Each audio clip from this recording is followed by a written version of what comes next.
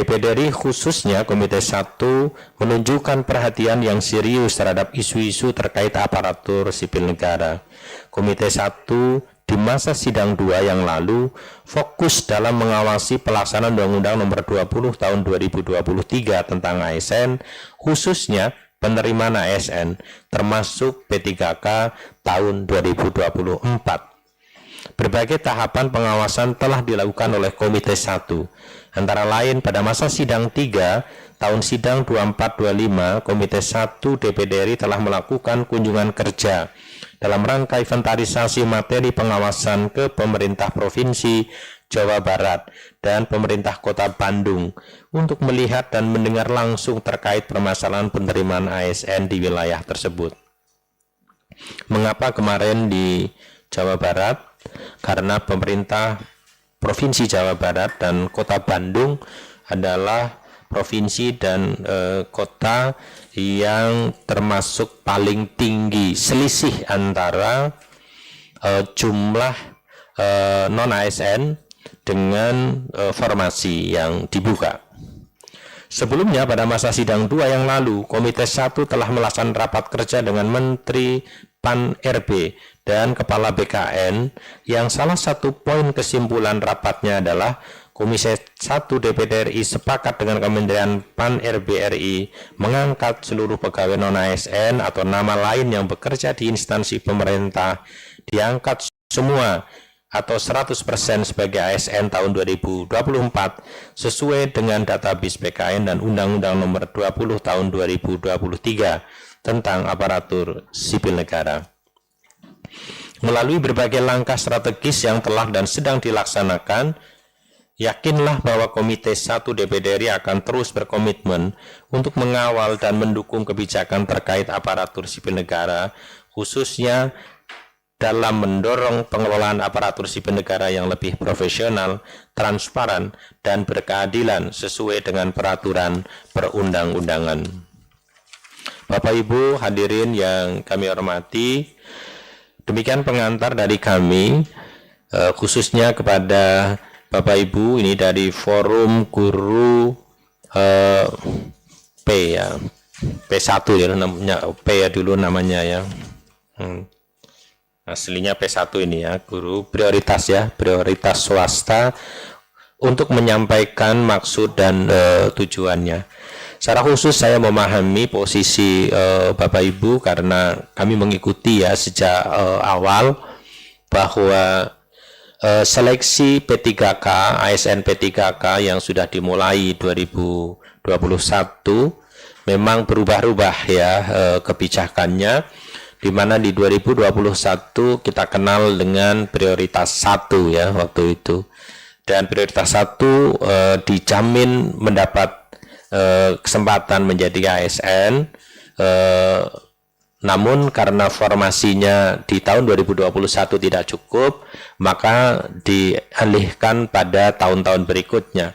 Bahkan hingga tahun 2024 masih tersisa cukup banyak. P1 di 2021 itu terdiri dari non-ASN yang di sekolah negeri dan dari guru-guru swasta. Hanya muncul di tahun-tahun berikutnya kebijakannya berubah, di mana tidak lagi menjamin prioritas 1 ya untuk diangkat pada tahun-tahun berikutnya. Mungkin kurang lebih ya ini yang nanti menjadi problem.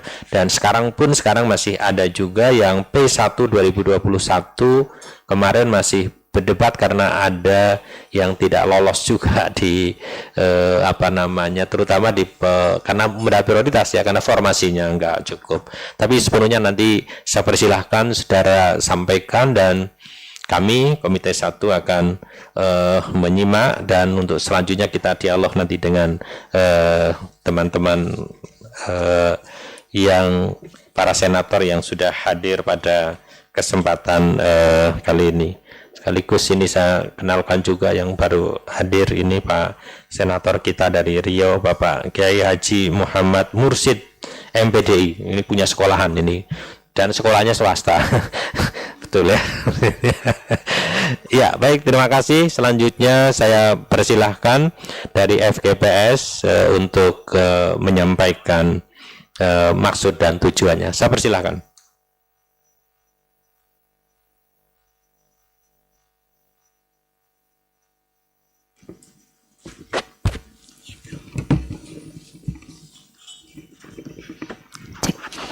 Ya. Bismillahirrahmanirrahim. Assalamualaikum warahmatullahi wabarakatuh. Bismillahirrahmanirrahim. Rabbi shrah li sadri wa yassir li amri wahlul 'uqdatam min lisani yafqahu qawli. Amin. Bapak pimpinan, Bapak Mudi yang kami hormati, beserta Bapak Ibu jajaran DPD RI yang kami hormati pula. Mohon izin, tadi kami sudah diperkenalkan bahwasanya kami dari Forum Guru Prioritas Swasta yang kebetulan kami dari Jawa Tengah akan menyampaikan sedikit paparan kami, Bapak Ibu. Langsung saja, Bapak Ibu, di sini kami akan memaparkan dari Forum Guru Prioritas Swasta Provinsi Jawa Tengah. Ya, next, Mas.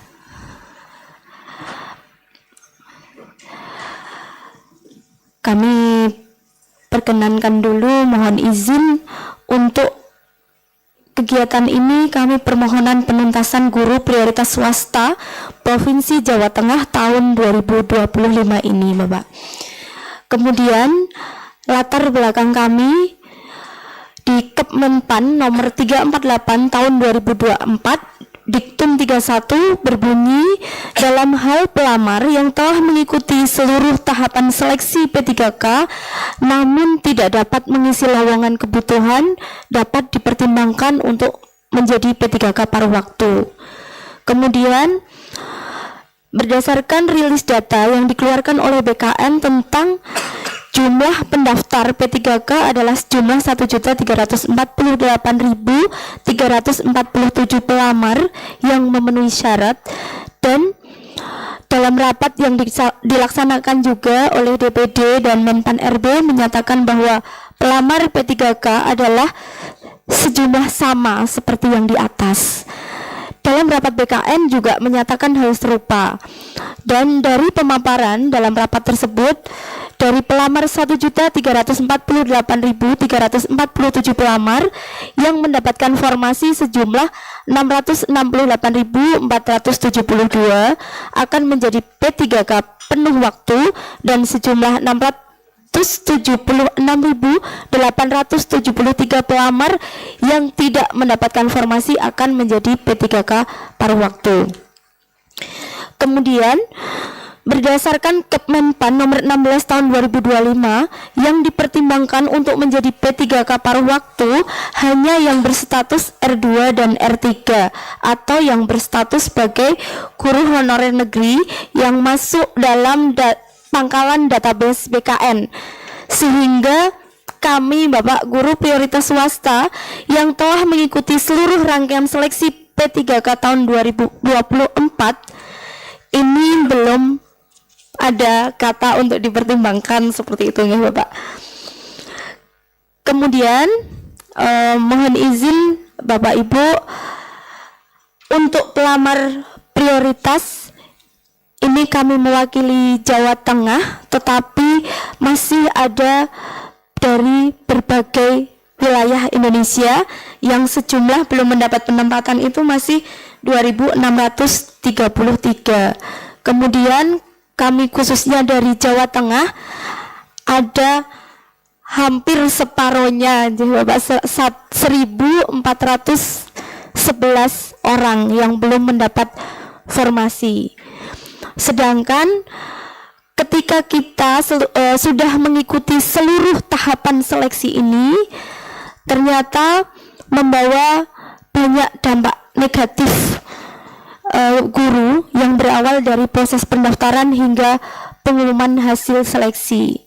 Dan kami sudah menghimpun adapun dampak yang dialami oleh guru prioritas swasta yang mengikuti seleksi P3K tahun 2024 ini. Kami sudah menghimpun beberapa data data yang masuk itu sekitar 80% ke kami dari Jawa Tengah. Permasalahannya diantaranya yang pertama, kami Bapak Ibu banyak guru yang sudah dirumahkan oleh sekolah swasta. Padahal pendaftaran seleksi tahun 2024 itu lebih dari 150 guru itu sudah dikeluarkan dari sekolah, Pak. Kemudian yang kedua, sejumlah lebih dari 70 guru dinyatakan nonaktif Dapodik. Kemudian yang ketiga, sejumlah lebih dari 60 guru dinyatakan nonaktif Dapodik dan nonaktif mengajar.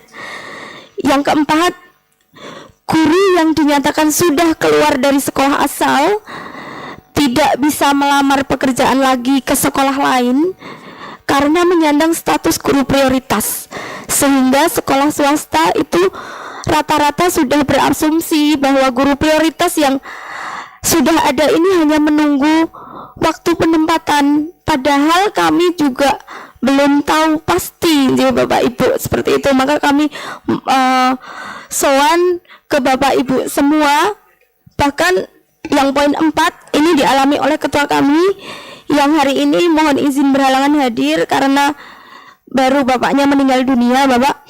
Jadi beliau sudah dikeluarkan dari sekolah, mau mendaftar kemana-mana tidak bisa, Pak, karena memang dia itu sudah dinyatakan guru lulus passing grade, jadi tidak bisa masuk kemana-mana seperti itu.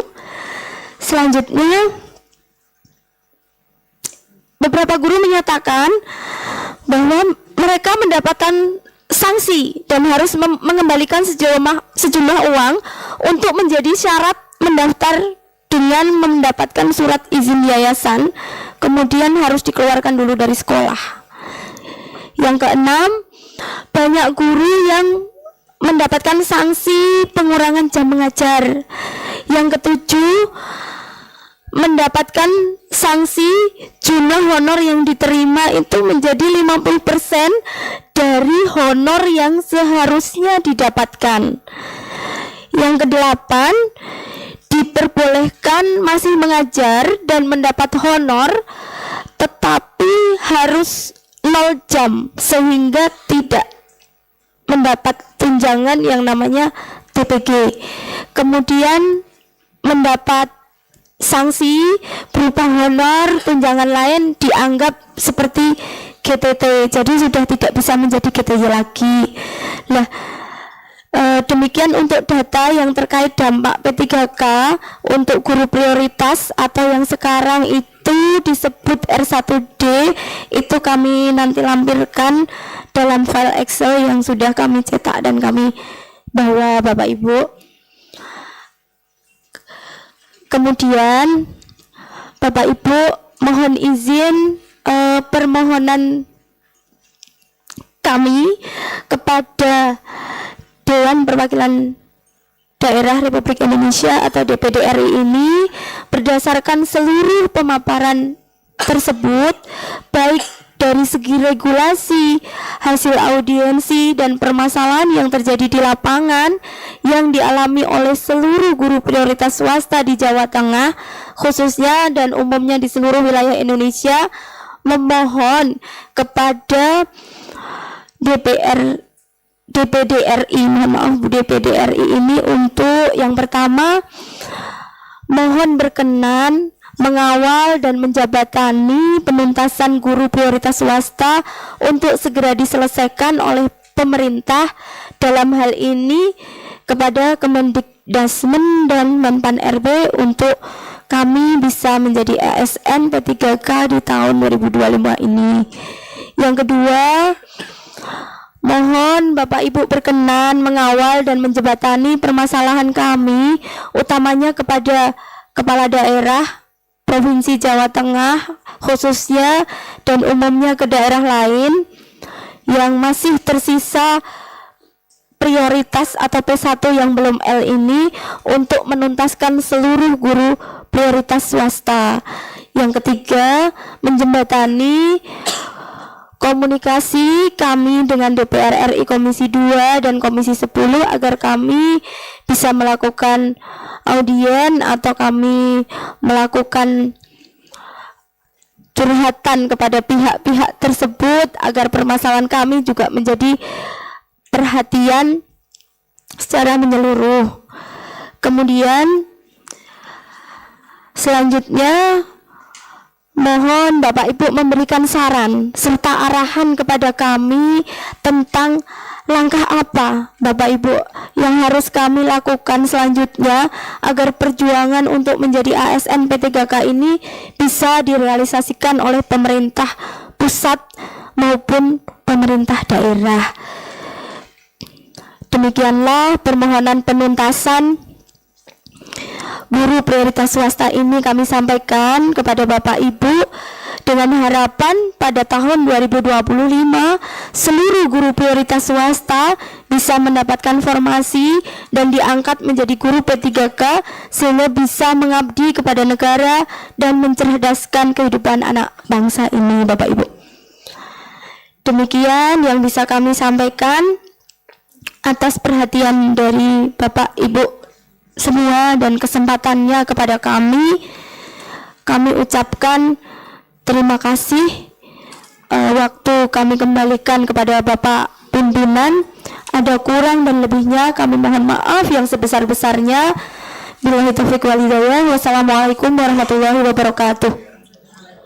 Waalaikumsalam warahmatullahi wabarakatuh.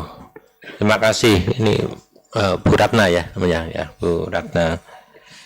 Ini sudah hadir juga bersama kita senator kita dari Aceh, Bapak Haji Sudirman Haji Umah Esos. Matur nuwun Pak Sudirman. Baik, sebelum saya akan meminta tanggapan masukan dari senator kita, oh ya, saya perkenalkan juga ini Pak Wakah, Pak Karel. Ini beliau Karel Simon Petrus Suebu SE dari Papua. Pak Karel ya, terima kasih ya. Baik, sebelum saya akan persilahkan teman-teman untuk memberikan tanggapan para senator yang hadir pada kesempatan kali ini, saya ingin menegaskan terlebih dahulu, ini Bapak Ibu berarti P1 2021, betul ya? Betul ya.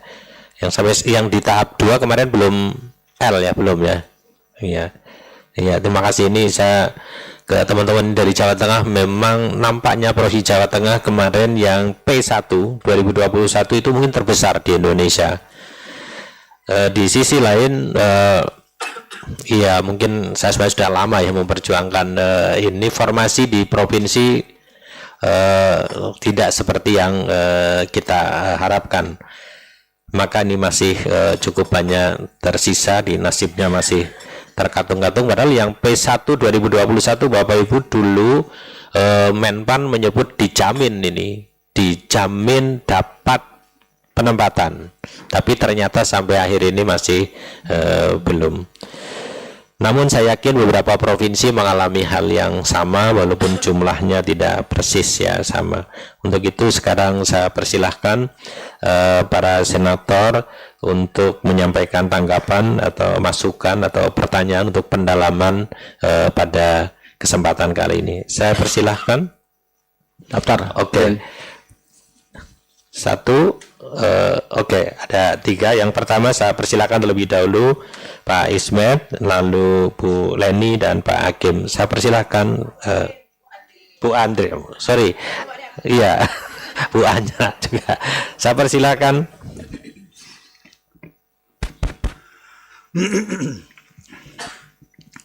Assalamualaikum warahmatullahi wabarakatuh.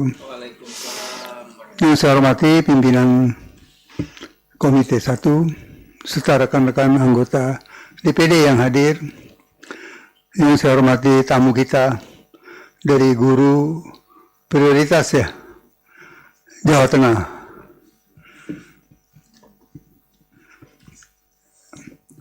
Selamat datang di DPD, dan saya pertama-tama terharu sekali mendengarkan cerita para guru kita, guru-guru swasta ya, Jadi saya ingin menyampaikan singkat saja, ingin bertanya ya. Sebab saya hasil didikan guru swasta dari kelas 1 SD sampai kelas 3 SMA, hasil didikan guru swasta di Jakarta. Sebelumnya di Cirebon, tapi pindah ke Jakarta, swasta juga. Dan saya berhasil masuk perguruan tinggi negeri Universitas Indonesia, hasil didikan guru swasta. Jadi saya tidak kecil hati dengan kualitas guru-guru swasta. Jadi saya bangga malah. Guru-guru saya dulu guru-guru swasta, bukan negeri. Jadi masalahnya sekarang, kalau ibu-ibu dan bapak-bapak guru-guru swasta pindah ke negeri, iya kan? Kan apa P3K ya? Itu menjadi guru negeri nantinya. Betul ya Pak? Nanti anak-anak kita yang di swasta kehilangan guru. Siapa yang ngajar mereka? Saya bingung juga dari tadi. Aduh. Untung zaman dulu waktu saya sekolah nggak ada P3K, nggak ada. Jadi guru swastanya konsentrasi penuh mendidik ya. Nah sekarang ini mohon penjelasan ya. Kalau nanti bapak ibu-ibu berhasil jadi guru negeri, anak-anak kita yang di swasta siapa yang ngajar Bu? Itu saya jadi bingung nih. Nah itu aja Bu, mohon penjelasan. Apakah proses pengajaran kepada anak-anak kita yang di swasta itu berjalan terus, atau ada gangguan apa nanti? Apa mereka akan mendapatkan guru yang kualitasnya lebih rendah atau bagaimana? Sebab sebagian sudah pindah ke negeri. Nah ini bagaimana? Supaya kita mengetahui dulu, kita bisa mengatur nanti langkah-langkah untuk membantu ibu-ibu dan bapak-bapak guru-guru swasta ini yang di Jawa Tengah ya. Jadi itu dari saya. Terima kasih. Assalamualaikum warahmatullahi wabarakatuh. Terima kasih Pak Ismet ya. Jadi ini nanti mungkin tidak hanya Jawa Tengah ya, tapi ini kebetulan yang hadir dari Jawa Tengah Pak Ismet. Saya nanti biar kalau menjelaskan lanjut banyak, tapi saya ingin ke Pak Senator Ismet ini menyampaikan bahwa pada tahun 2021 pemerintah membuka formasi P3K termasuk untuk guru. Nah, yang luar biasa, pemerintah waktu itu membuka formasi 1 juta. Luar biasa jumlahnya. Mohon maaf, saya mungkin ini agak pribadi, tapi saya tahu persis ya perjalanan ini.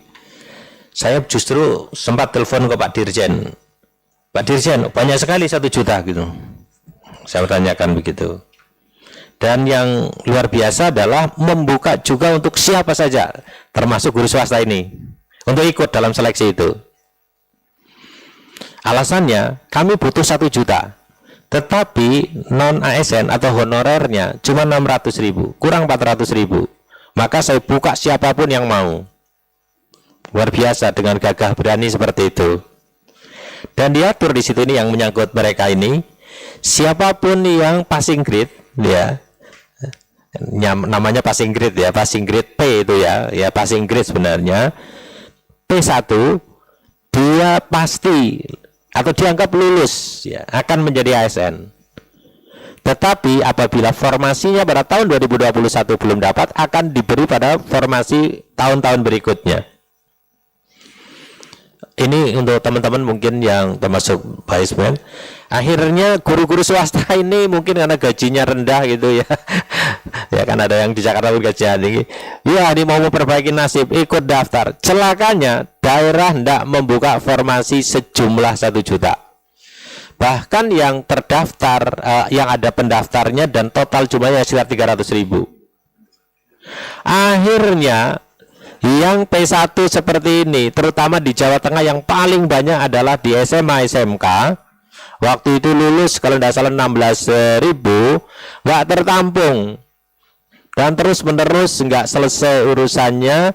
Kemarin waktu Menpan datang ke sini, mereka ini termasuk yang dikatakan prioritas, masuk prioritas, akan dijamin diterima. Lagi-lagi sekarang daerah tidak membuka formasi sejumlah yang diharapkan oleh pemerintah pusat atau Dadang Asen. Semua harus lolos. Waktu itu kita di sini rapat, mereka mengatakan, ini kan yang langsung saya pertanyakan ini, mereka ini dijamin Pak ini masuk prioritas, tapi daerah tetap formasinya rendah. Jumlah prioritas di Jawa Tengah lebih banyak daripada formasi untuk SMA. Ini problemnya, ini yang paling menyedihkan, mereka tidak masuk yang dikategorikan paruh waktu. Nah, ini nanti mungkin yang harus kita dalami lebih jauh betul ya. Jadi nasib saya di mana ini gitu lah. Sudah prioritas nggak masuk juga, di paruh waktu juga mungkin tidak. Ini gini, kita masih akan terus ya perjuangkan. Jadi Pak Ismet ini mereka ini kecelakaan menurut saya ya. Sudah daftar, diterima, belajar, nggak dapat formasi, tapi di sekolahnya ada yang dipecat. Ini nasibnya ini. Jadi ya mereka bakal membuat kita haru ini.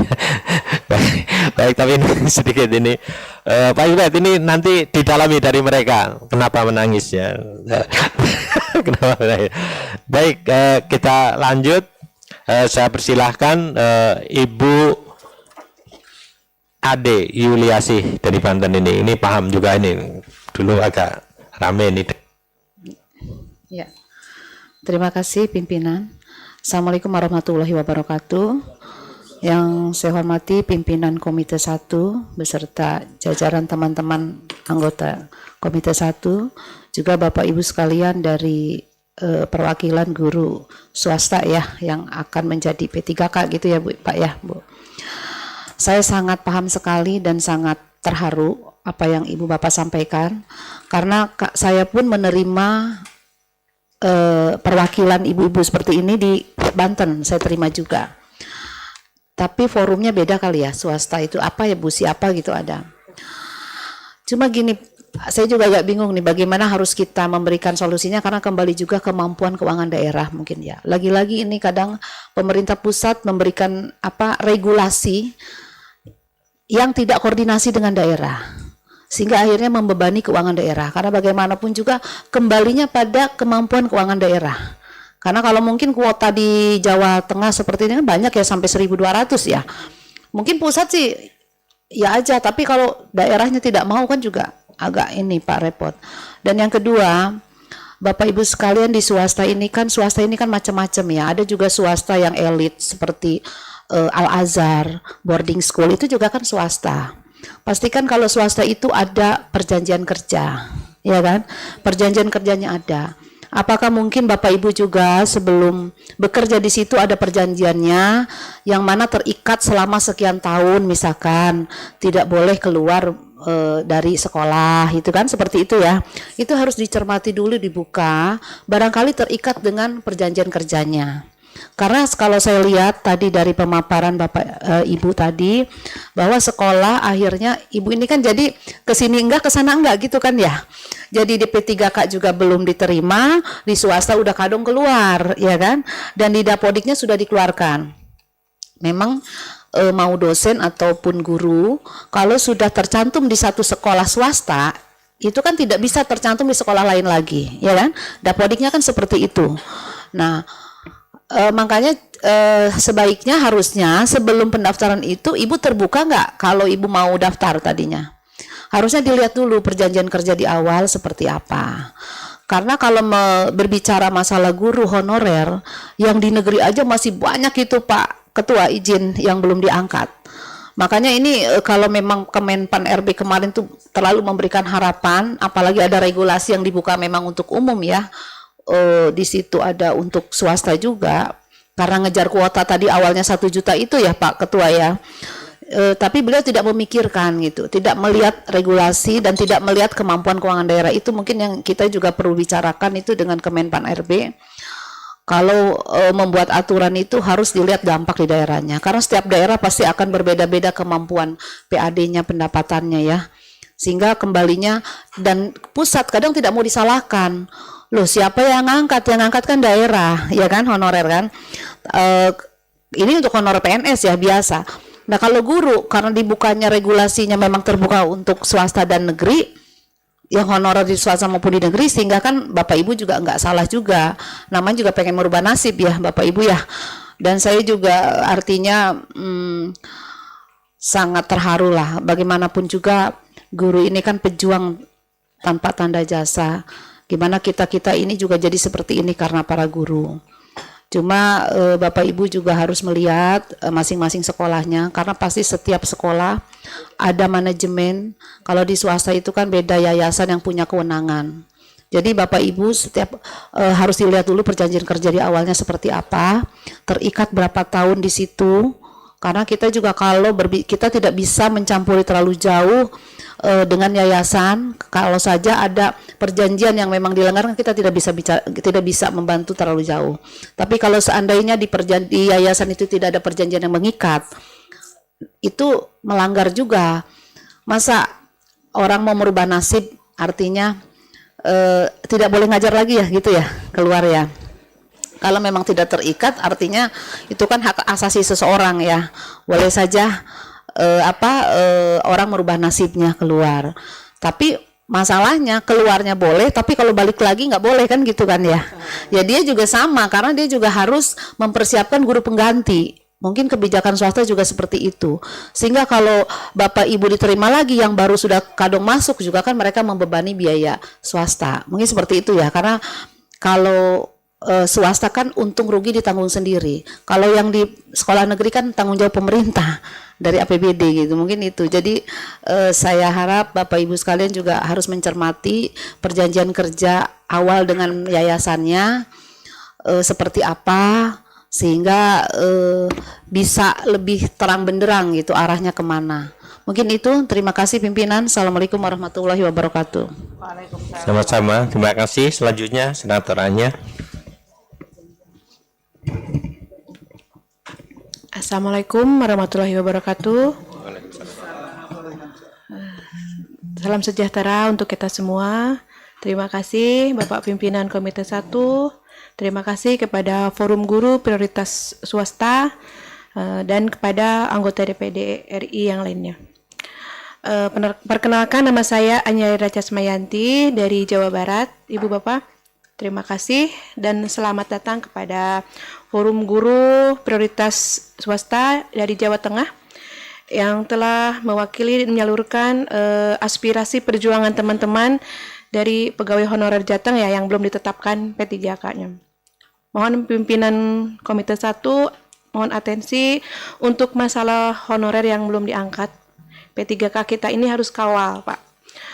Dan harus kita perjuangkan, kita pastikan bagaimana caranya P3K ini diangkat atau P3K paruh waktu dengan waktu tahun ini beres, Pak. Sesuai dengan rapat kita kemarin dengan Menpan RB dengan BKN.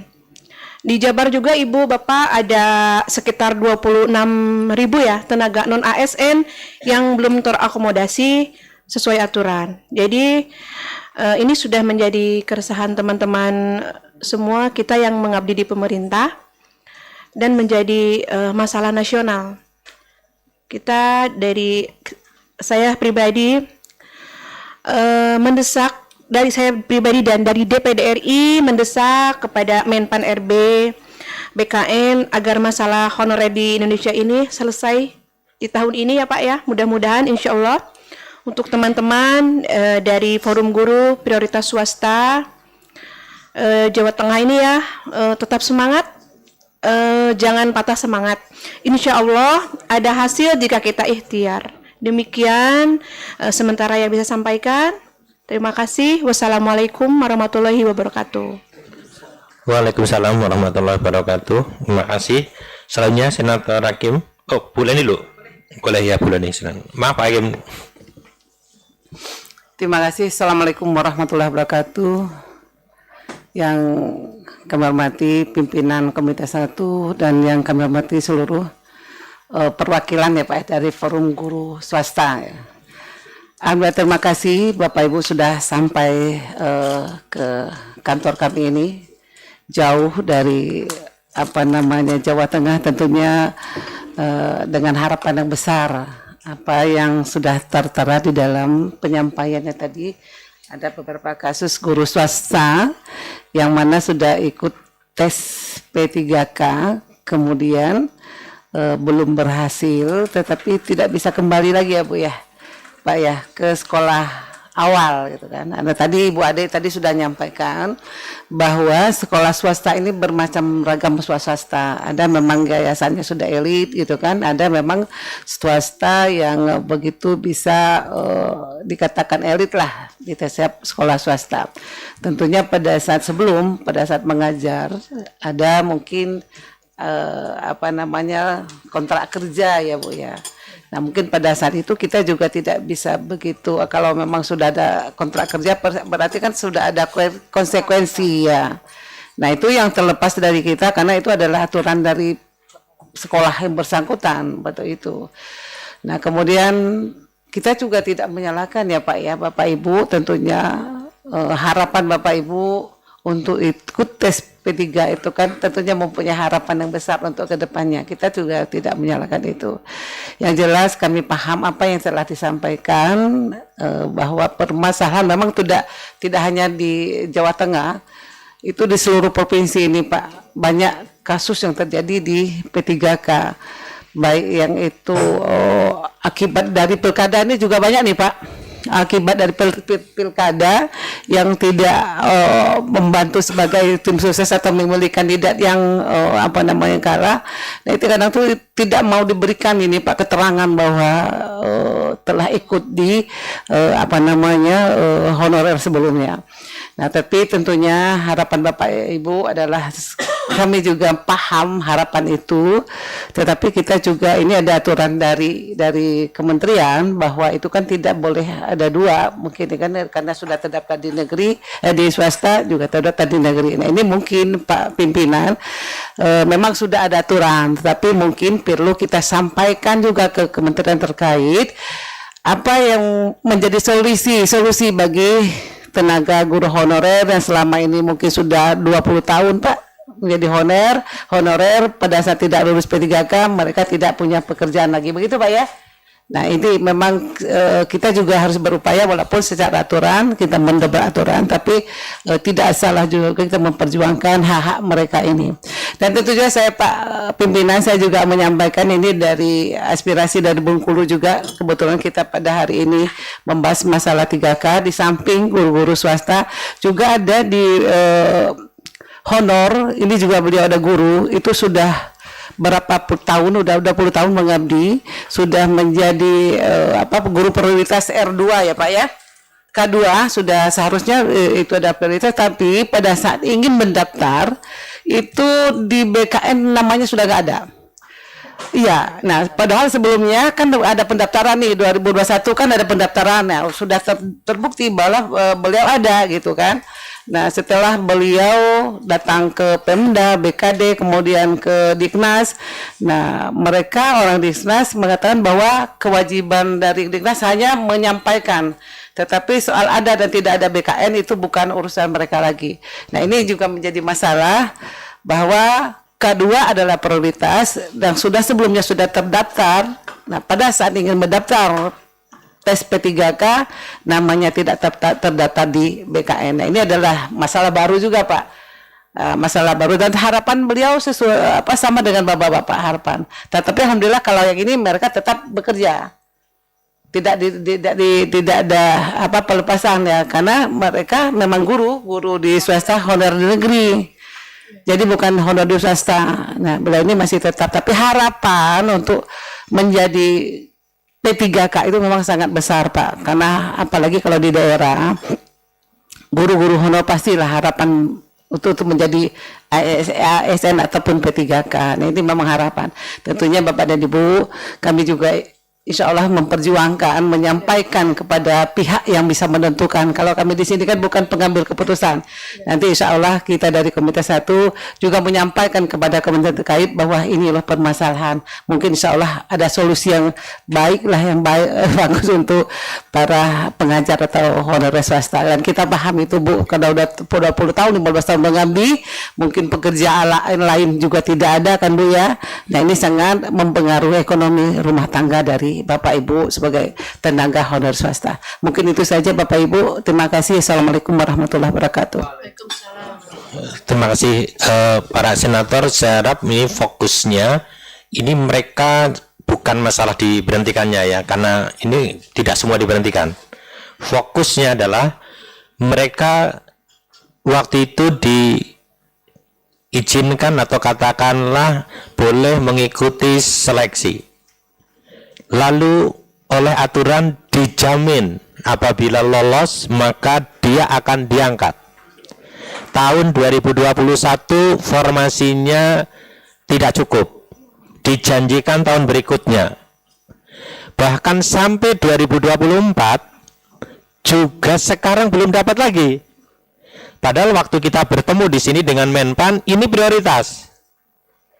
Artinya kalau prioritas dia dijamin punya tempat, tetapi masalahnya daerah formasinya tidak memberi atau tidak cukup dari jumlah. Alasannya banyak, kemampuan, tapi juga mungkin pada mata pelajaran yang sama lebih dari satu dan rankingnya di bawahnya, ada yang di atasnya. Ini problemnya.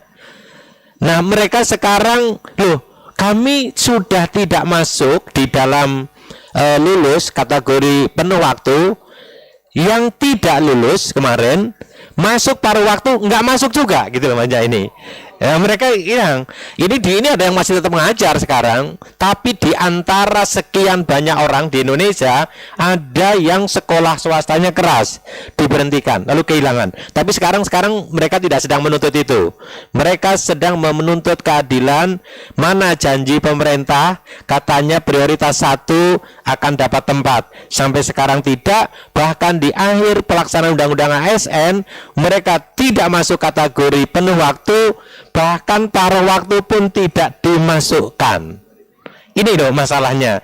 Saya berharap ini bisa dipahami. Jadi mereka sedang menuntut keadilan dari aturan yang pernah dikeluarkan oleh pemerintah, termasuk pada saat kita dengan Menpan mengatakan prioritas 1 ini P1 masuk prioritas. Mohon teman-teman nanti lebih fokus ke situ bagaimana tanggapan kita terhadap hal itu. Sekaligus saya perkenalkan sudah hadir Pak Senator Bisri Asidiki ini dari Maluku, dan Fris Tobo Wakasu SPAK ESA dari Papua Selatan, dan sudah hadir juga bersama kita ini Pak Pendeta Pendrat ya, Siagian. Terima kasih. Tapi ini giliran sekarang Pak Hakim dulu. Saya persilakan Pak Hakim. Ya, baik. Terima kasih pimpinan, para anggota Komite 1, tamu kami dari Forum Guru Prioritas Swasta. Assalamualaikum warahmatullahi wabarakatuh. Selamat pagi dan salam sejahtera untuk kita semuanya. Izin saya untuk merespon apa yang telah disampaikan oleh Forum Guru Prioritas Swasta.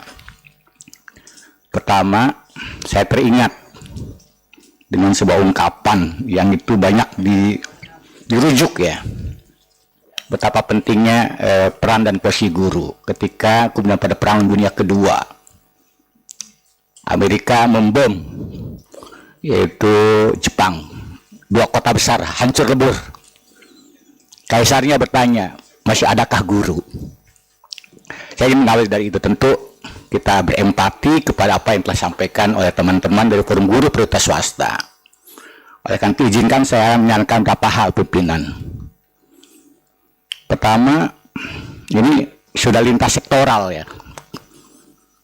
Tentu kita harus juga nanti berkoordinasi dengan komite terkait, Komite 3 kaitan dengan gurunya, pendidikannya, Kemudian komite 4 terkait dengan keuangannya. Kemudian yang berikutnya juga dengan kita komite 1 ada di situ terkait dengan Kementerian RB dan Kementerian Dalam Negeri. Ada beberapa persoalan-persoalan. Ini saling terkait yang lainnya. Tadi teman-teman sudah merespon terkait dengan beban daerah, beban keuangan daerah itu suatu persoalan lain ya.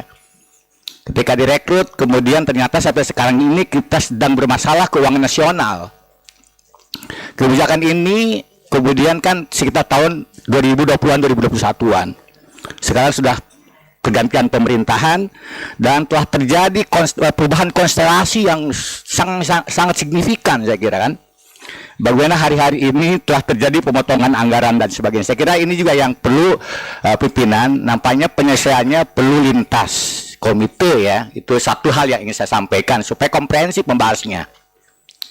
Yang kedua, kita punya yang namanya Undang-Undang Sistem Pendidikan Nasional yang menempatkan itu adalah seluruh bidang-bidang pendidikan baik yang dikelola oleh negeri dan swasta adalah pada tempat yang sama, pada posisi yang sama.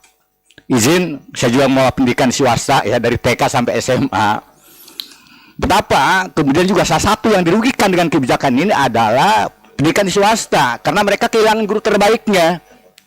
Ya, guru terbaiknya berbondong-bondong ketika ada kesempatan kemudian para guru mendapatkan kesempatan P3K ataupun ASN dan sebagainya. Itu persoalan yang tidak boleh terulang ke depan. Jadi pemerintah harus secara komprehensif membuat kebijakan-kebijakan ya. Itu satu hal penting menurut saya pimpinan ya. Kemudian yang kedua tadi kaitan dengan persoalan kewenangan pusat dan daerah, ini juga problem ya. Pada tahun-tahun yang lalu ada penolakan dari daerah karena pusat kemudian menetapkan kuota, tetapi beban keuangannya diberikan kepada daerah. Itu juga hal yang perlu kita cermati. Kemudian berikutnya, kita juga pimpinan punya undang-undang guru.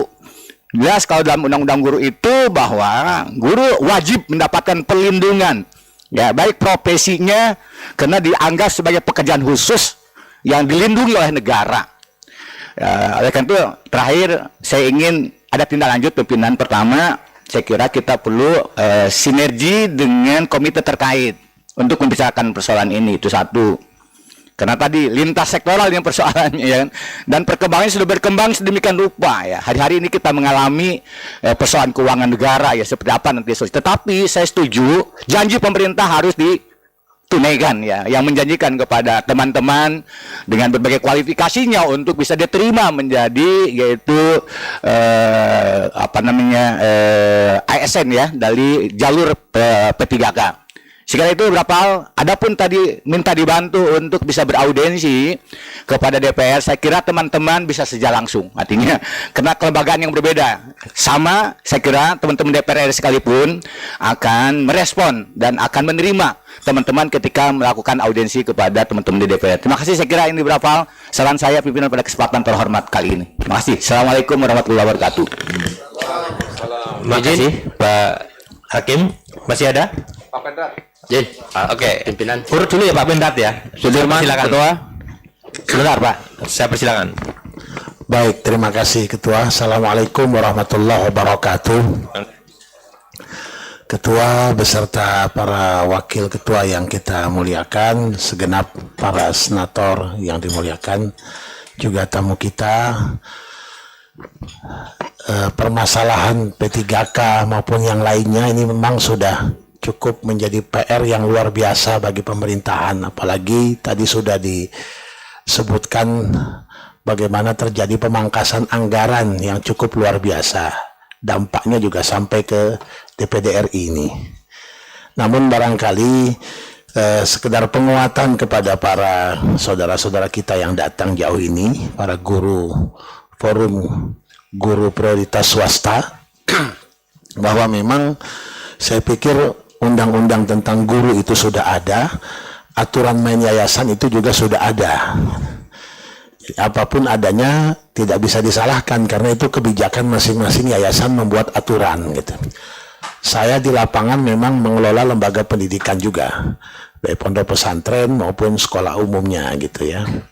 Dan kalau di yayasan itu dengan kondisi yang berbeda. Kalau yang di daerah barangkali kalau ada guru yang melamar ASN atau P3K, mungkin dipersilahkan saja. Kalau tidak dapat, dia bisa balik lagi gitu. Karena memang daerah itu masih minjem guru. Gitu.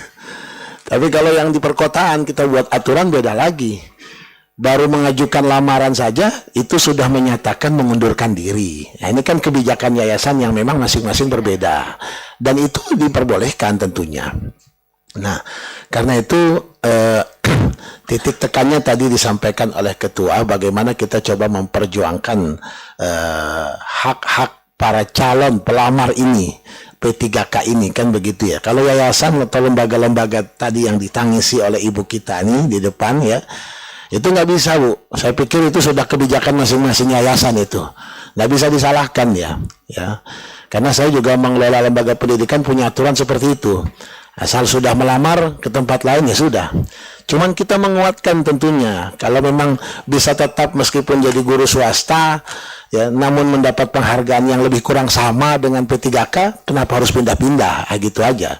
Karena memang orientasi guru juga ini kan perlu kita luruskan sebagian kawan-kawan, kalau hanya sekedar untuk mendapatkan finansial saja, tentu tidak itu saja ya. Nah, karena itu barangkali ketua lewat kesempatan ini juga, kita juga tidak ingin daerah itu menerima beban anggaran yang luar biasa. Sementara kebijakan ini kan keluar juga dari pemerintah pusat. Bahkan dampak dari penyelenggaraan pilkada pun ini memberikan pengaruh. Janji-janji calon kepala daerah untuk mengangkat P3K itu juga ada. Ya kan?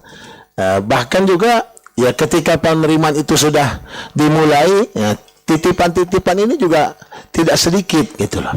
Sehingga menjadi gesekan-gesekan di kalangan guru sendiri. Beberapa hari yang lalu barangkali DPR RI kan juga menerima ada R2, R3 ya. Dan saya malam harinya didatangi oleh perwakilan dari Riau.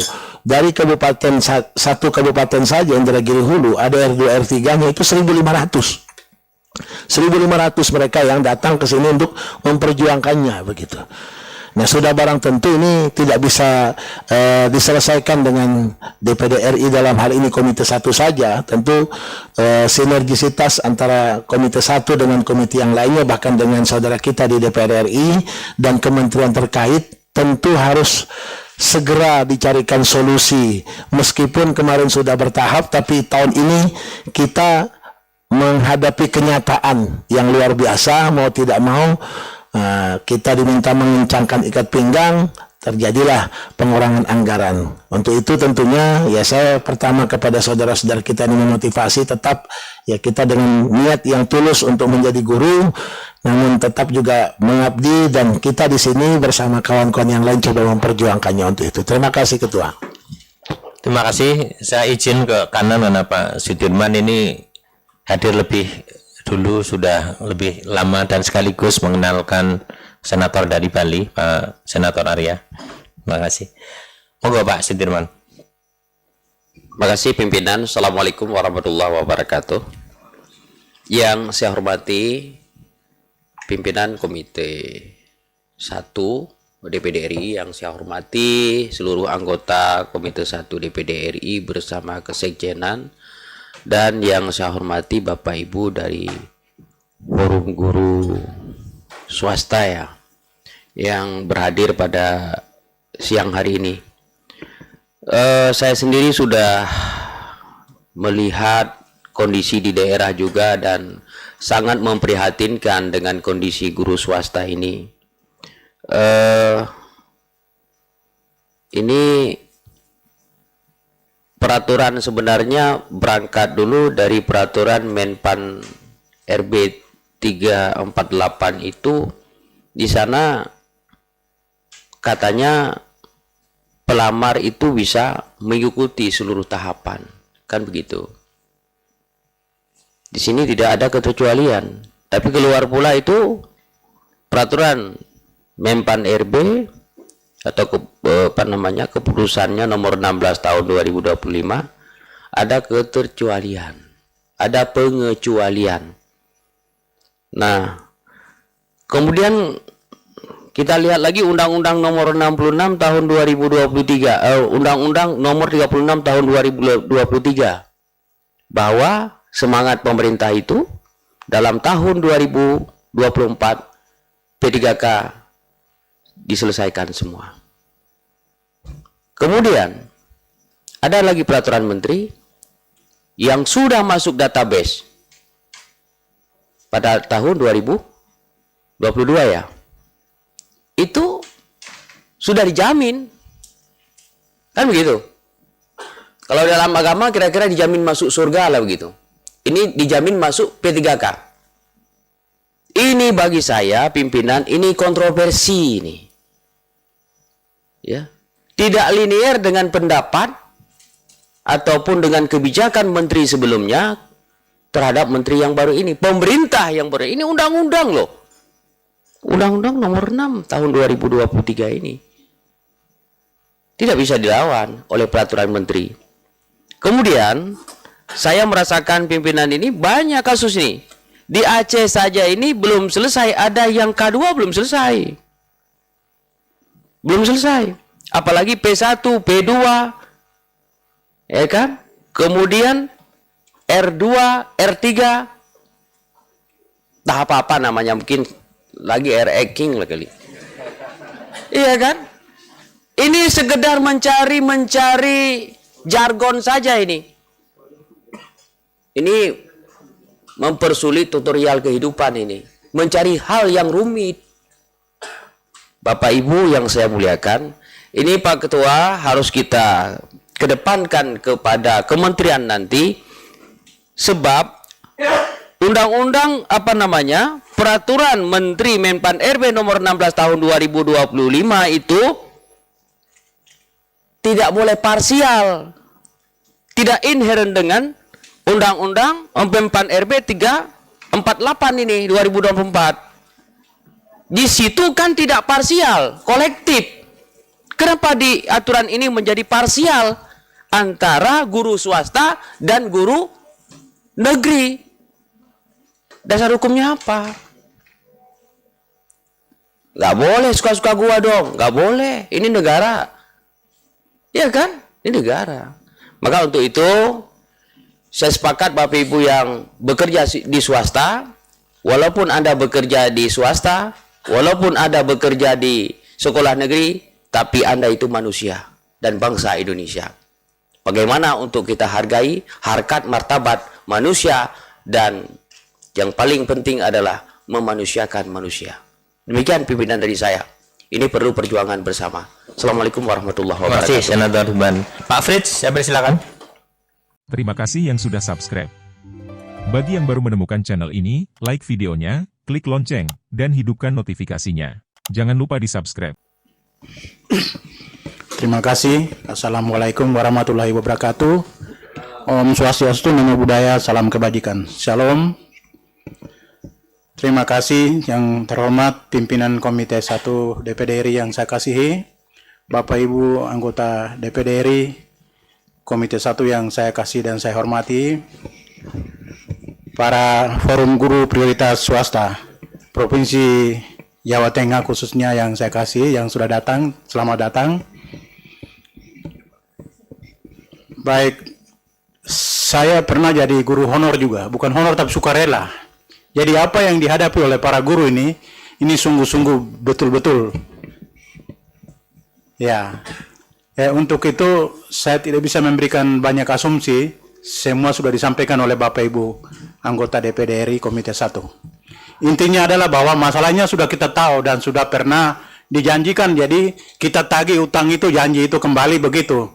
Ya, siapa yang mau tagih, kita semua, baik yang datang ini para guru ini, DPD RI dan DPR RI punya tanggung jawab untuk mengatasi permasalahan masyarakat. Ini masyarakat kita yang berkorban. Terima kasih dan selamat siang, saya kembalikan. Selanjutnya Pak Pendeta.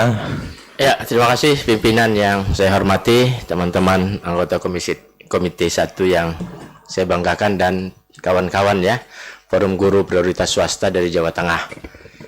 Yang pertama, saya pikir begini, supaya tidak terus berulang-ulang, rejim ke rejim berganti, terus persoalan ini, terus persoalannya kan.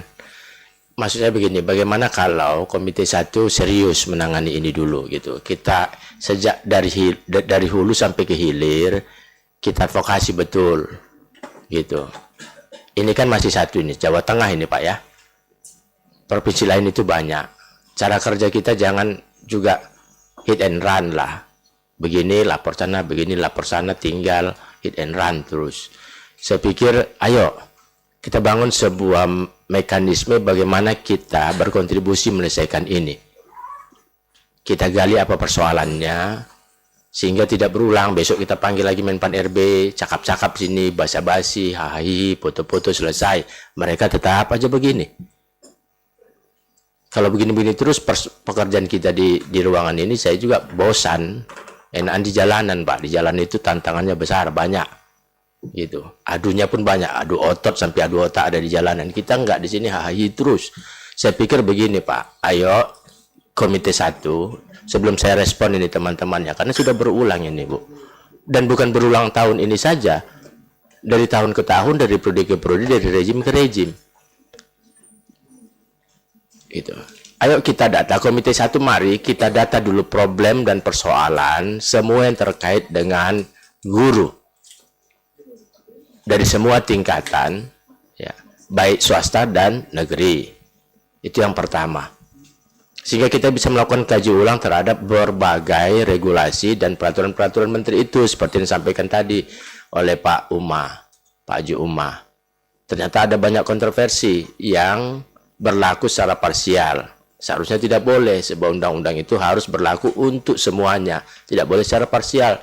Namanya diskriminasi. Itu yang kedua. Kemudian kita bangun jalur advokasinya sampai selesai. Kalau kita sudah punya data, ada 3 juta misalnya, 3 juta kita bawa, dan tahun depan harus 3 juta itu, by name, by KTP, itu jelas, selesai. Ini kan kita main di dalam permainan gimmick terus. Ini gimmick-gimmick segala macam, pemangkasan anggaran juga enggak untuk guru-guru ini kok, enggak ada itu. Yang bertambah, coba dilihat itu, apa sih yang bertambah dari periode yang lalu ya? Tahun anggaran lalu dengan anggaran ini, jangan kita lihat anggaran ini saja, pemotongannya untuk kepentingan apa gitu. Jadi saya pikir pertama, ayo kita bangun sebuah skema dan mekanisme bagaimana ini bisa selesai, tidak berulang. Kasihan teman-teman. Saya didatangi juga oleh misalnya forum guru swasta di Sumatera Utara. Masa sih saya suruh lagi mereka kemari, terus teman-teman dari provinsi lain juga suruh kemari, terus setiap provinsi akan datang kemari, dan kita hanya terima, kita lempar-lempar semuanya, nggak ada yang selesai. Maksud saya ini kan beban dan tanggung jawab moral kita. Soal DPR nggak urusan kita, mereka mau kerja apa tidak nggak urusan kita. Kita punya beban dan moral juga untuk menyelesaikan ini, karena untuk itulah kita ada di sini. Itu yang pertama. Yang kedua, saya pikir penting Pak, kita buat pokja lah supaya tahu kita cara kerja kita ini mau seperti apa, kemana. Kan kita punya juga tenaga-tenaga ahli nih di komite, ada teman-teman sekretariat juga di komite. Dibuatkan sebuah skema dan sistem dan alur bagaimana problem ini selesai secara menyeluruh, nggak berulang terus. Kasihan kan, saya juga kasihan dengan diri saya sendiri gitu. Nanti dikira masyarakat kan nipu-nipu terus karena ngomong-ngomong terus, omon-omon semua, omon-omon gitu. Itu yang pertama. Yang kedua, memang ada problem di guru-guru swasta ini. Itu juga harus diluruskan. Ada banyak teman di guru swasta. Jadi Republik ini harus tahu juga. Pernah nggak kita mendata lebih banyak mana sekolah swasta atau sekolah negeri di Republik ini? Sekolah swasta 1/10-nya juga nggak ada. Mereka lah yang mendidik bangsa ini loh dengan susah payahnya. 1/10 nggak ada sekolah negeri di Republik ini, 90% itu swasta. Terus swasta ini didiskriminasi lagi. Mereka sudah berkontribusi terhadap pendidikan bangsa ini, membangun generasi yang lebih baik, kemudian didiskriminasi dengan berbagai peraturan dan lain-lain. Enggak fair. Kecuali tadi semua sudah sekolah negeri, 99%, tinggal 1% ini. Ini enggak kok. Tanpa sekolah-sekolah swasta ini, nggak ada ini yang namanya pendidikan di Republik ini. Coba kita data, jangan-jangan kita nggak tahu ada data itu. Gitu ya. Artinya sumbangsi terhadap pendidikan Republik ini ada di sekolah swasta. Ada yang megap-megap sekolah swastanya, ada yang sudah kuat, ada yang mapan, tapi semua berkontribusi. Gitu. Jadi ini persoalan besar yang harus kita lihat kembali. Nah, teman-teman di swasta kan takut sebagian juga ikut tes P3K kok. Kenapa? Peraturannya nggak benar juga. Guru swasta yang kenapa mereka takut? Karena akan diusir oleh sekolah swastanya. Kenapa? Karena kalau lulus tidak akan ditempatkan di situ. Apa subsidi negara ini terhadap dunia swasta, dunia pendidikan swasta yang sudah berkontribusi mendidik lebih besar generasi bangsa ini dibanding pemerintah. Harusnya ditempatkan kembali dia ke tempat itu sehingga tidak ada problem dengan sekolah swastanya, dengan yayasannya. Ini kan kadang kita nggak tahu apa yang jadi persoalan. Makanya kita banyak omongan-omongan juga di sini gitu. Kita lihat dari jauh, mari kita masuk ke dalam. Ada banyak persoalan. Jadi teman-teman kalau sudah lolos ya wajar juga. Sekolah-sekolah swasta ini tidak memberikan, atau kalau ada gurunya ikut langsung dirumahkannya atau dikeluarkan. Kenapa? Karena kalau lolos dia tidak akan ditempatkan ke situ. Terus kebutuhan negara ini hanya untuk kebutuhan sekolah negeri. Sementara yang lebih besar 90% sekolah swasta. Apa berani negara ini bertanggung jawab 10% mendidik yang ratusan juta masyarakat, anak sekolah, umur sekolah kita. Biar kita bubarkan ini semua sekolah swasta. Tapi kan enggak. Nah, beban-beban moral begini harus kita sampaikan juga dalam argumentasi kita ke pemerintah. Daripada hal-hal yang enggak baik, ya anggaran-anggaran yang diberikan kepada yang tidak pas, ini lebih penting saya pikir. Tadi Pak Ketua BAP juga sudah bilang pendidikan itu yang paling mendasar kalau kita mau menuju Indonesia Emas dan lain-lain ini ke depan. Jadi itu mungkin usul konkret saya. Sudah sangat banyak ini problem. Saya pernah bicara juga di pertemuan yang lalu, di rapat-rapat yang lalu terkait ini gitu ya. Bagaimana tidak ada, harusnya diberikan kebijakan, ada imperatif, kebijakan yang imperatif terhadap kelompok-kelompok tertentu. Saya kemarin ngomong, dan sekarang tidak ada buktinya gitu. Guru honorer yang sudah 30 tahun, 40 tahun, ya, sudah hampir pensiun dia, disamakan dengan guru-guru yang baru masuk, yang fresh graduate. Mana mungkin imbang mainnya main di HP, saya aja nggak ngerti. Yang masih muda begini apalagi yang sudah umur 60-an, 55 begitu. Maka harus ada kebijakan-kebijakan imperatif terhadap kelompok-kelompok tertentu. Nah, kemarin kita desak itu. Kemarin pemerintah sudah kita desak melalui pertemuan dengan BKN dan Menpan RB supaya 2025 ada skema yang menyelesaikan ini. Nah, mana skemanya? Itu. Karena nggak ada yang kawal skema ini. Ini sudah masuk tahun 2025. Ada nggak pemerintah kemarin yang kita minta itu? Kita kasih kemarin waktu loh. Apa skemanya menyelesaikan ini? Nah, teman-teman, ayo melalui komite, seperti saya katakan, bentuk sebuah tim. Ayo kita data semua per provinsi. Supaya sekalian kita kerjakan. Kita tawarkan skemanya yang benar.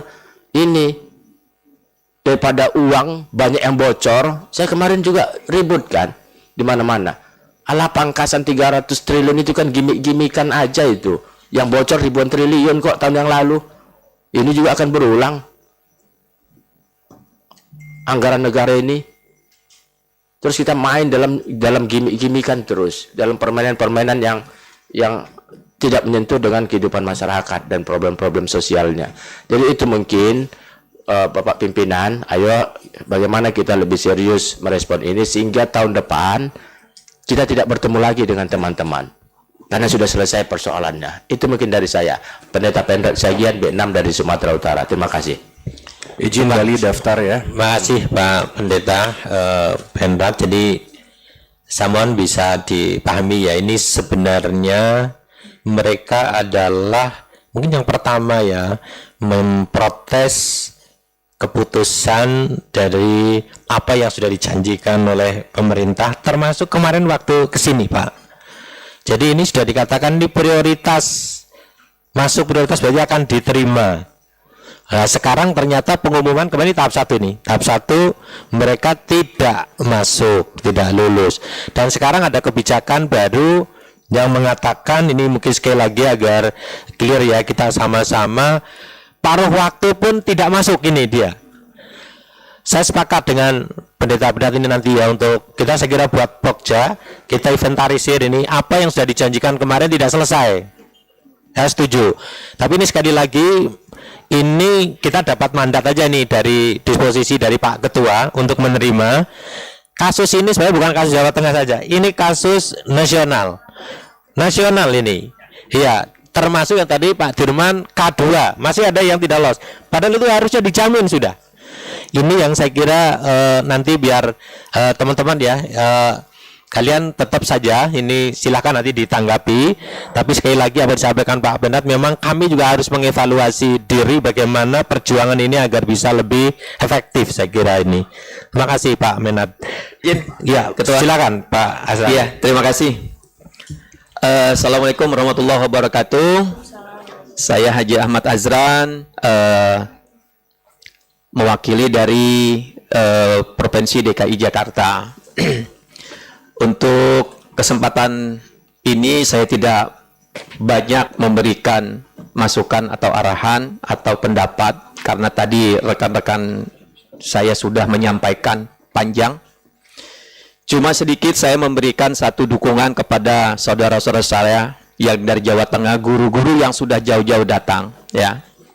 Tadi apa yang sudah disampaikan oleh rekan-rekan kami para senator ini akan menjadi satu masukan buat saudara-saudara guru-guru yang ada di Jawa Tengah ya.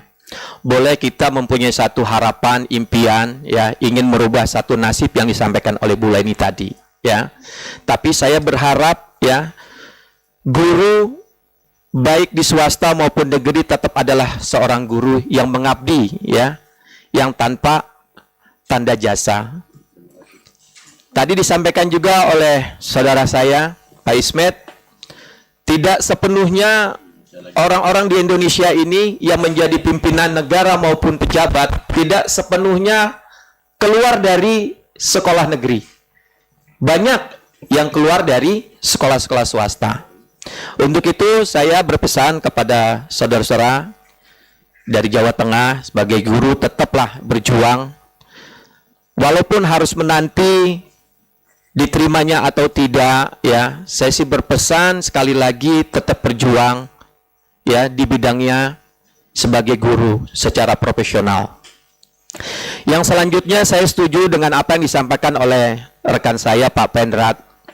Kita ini jangan sampai terlena setiap waktu kita menerima dari beberapa perwakilan-perwakilan daerah di masalah yang sama Pak Ketua. Selalu ya, harapan-harapan ini disampaikan kepada kita. Yang mana sebelumnya kita juga pernah duduk bersama-sama dengan kementerian, itu pun tidak ada tindak lanjut. Hanya sebatas menerima, menyampaikan, tidak ada pengawalan. Jadi saya berharap meneruskan dari teman-teman, saya sepakat kita bikin tinja atau pokja sebutnya ya, biar ini ada kepastian. Jangan sampai menjadi satu harapan-harapan yang tidak pasti buat saudara-saudara kita yang memang betul-betul berharap. Lebih baik katakan pahit, ya kan? Tapi mereka menerima, sehingga mereka bisa menentukan arahnya harus kemana. Itu. Selanjutnya, saya juga berpesan, ya, jangan sampai yang disampaikan Pak Dirman tadi ada R1, R2, R3, jangan sampai R ini nambah nih setiap tahun. Jadi rencana tanpa ada kepastian. Untuk itu saya berpesan kepada pimpinan di Komite 1, ya, segera apa yang sudah kita terima sampai hari ini ada tindak lanjutnya. Sehingga kinerja kita setiap hari, ya, kita menerima, kita mendengar, ini ada kepastian, ada hasil kerja. Kalau tadi Pak Pendrat bilang lebih baik saya ada di lapangan, ya kan, dengan emosi, dengan kekuatan fisik dan tenaga kita berbuat buat masyarakat nyata, ketimbang kita duduk di kursi empuk, dingin, dapat makanan, dapat minuman, tapi harapan-harapan masyarakat tidak kunjung tiba. Demikian dari saya, terima kasih. Assalamualaikum warahmatullahi wabarakatuh. Pimpinan saya. Terima kasih. Dan ini sekalian ya kita dari Papua Barat Daya. Oke, sekalian saya kenalkan ini Pak Paul Vincent Mayor, SIP CMMNLP. Hadir juga sekalian dengan Pak Lamek ya, Dewan, betul ya, Lansiba. Saya persilakan Pak Paul Vincent. Baik, pimpinan. Pertama, saya sangat apresiasi teman-teman kita yang datang. Kedua, jangan kita PHP-in teman-teman yang selalu datang. Artinya setelah rapat begini harus kita konferensi pers. Kita tindak lanjuti langsung. Contohnya kemarin, teman-teman di Papua itu saya dorong sampai akhirnya ada kebijakan khusus di Papua untuk ASN-ASN ini. Dan saya babat sendirian, tanpa teman-teman yang lain di DPD. Gitu. Artinya, kalau saya sendiri saja bisa, bagaimana kalau atas nama lembaga, atas nama komite? Jadi jangan kita PHP-in teman-teman yang datang, ini mereka bawa masalah. Masalahnya kita langsung eksekusi buat panitia kerja. Lalu kita kawal terus, mainkan akrobatik politik kita, karena kita itu kan bukan partai politik yang bisa dikontak oleh ketum. Fraksi kita banyak, kita ini 152 orang. Mari kita mainkan peran kita untuk menggolkan teman-teman yang datang ini. Itu saja, terima kasih. Terima kasih Pak Mayor. Pak Lamek, kami nyalakan? Bali daftar. Baik, terima kasih untuk waktunya. Shalom, Assalamualaikum warahmatullahi wabarakatuh. Om Swastiastu, Namo Buddhaya, Rahayu dan salam kebajikan. Yang saya hormati pimpinan rapat dan Bapak Ibu Senator, kita semua yang ada di sini. Saya langsung saja sesuai dengan prolog Undang-Undang 45, yaitu salah satu poin yang esensial adalah upaya mencerdaskan kehidupan bangsa, dan saya pikir ini sangat penting sekali. Ya, artinya membangun Indonesia ke depan itu modal utamanya adalah pendidikan, dan di sini guru sebagai penggerak utama ya. Dan saya pikir bicara pendidikan itu menjadi tanggung jawab kolektif, kita semua bertanggung jawab.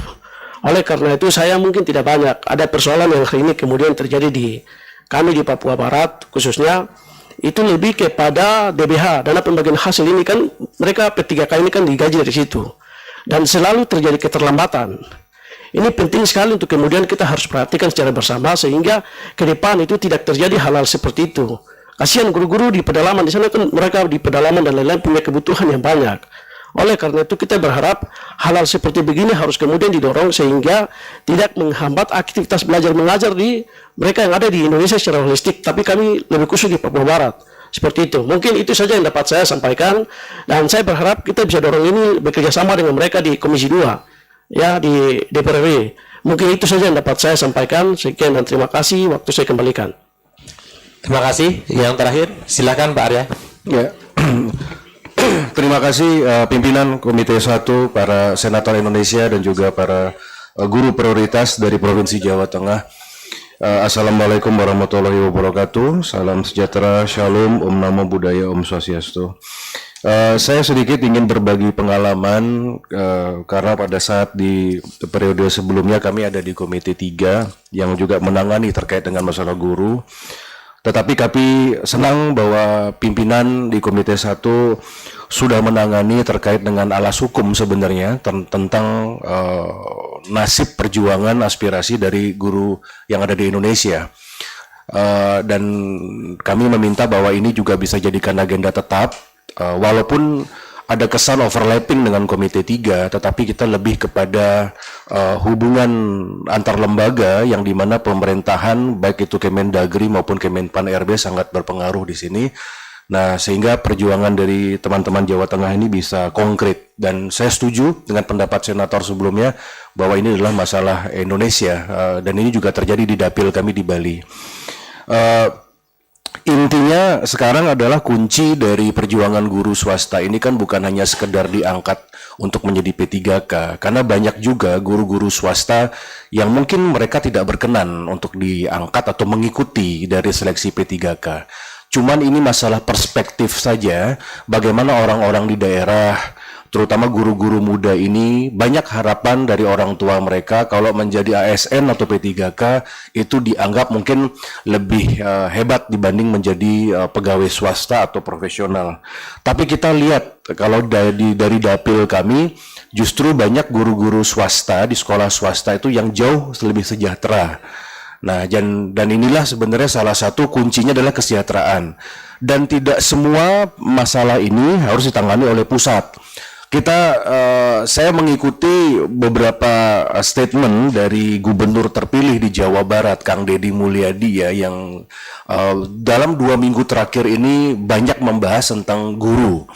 Nah, salah satunya adalah perhatian dari Pemprov Jawa Barat. Misalkan yang menurut data beliau itu setiap tahun kalau tidak salah itu kurang lebih 600 miliar itu diberikan kepada swasta.